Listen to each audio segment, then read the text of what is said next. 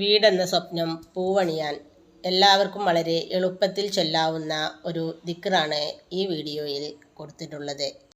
സ്വന്തമായി വീടും സ്ഥലവും ഇല്ലാത്തവരും വീടുപണിയുമായി ബന്ധപ്പെട്ട് തടസ്സങ്ങളും പ്രതിസന്ധികളും നിലനിൽക്കുന്നവരും വീടുപണി സാമ്പത്തിക ബുദ്ധിമുട്ട് കൊണ്ടും മറ്റു വല്ല പ്രയാസം കൊണ്ടും പകുതിയിൽ നിർത്തിയവരും ഈ ദിക്ർ വളരെ ആത്മാർത്ഥതയോടുകൂടി ചൊല്ലുക. ചൊല്ലുന്നതിനു മുമ്പ് വീടെന്ന സ്വപ്നം എത്രയും പെട്ടെന്ന് പൂർത്തീകരിച്ച് തരണേ റബ്ബേ എന്ന് നിയ്യത്ത് ചെയ്യുക. ദിക്ർ യാ ബാസിത്തു യാ അല്ലാ എന്ന് 72 വട്ടം ദിവസവും ചൊല്ലുക.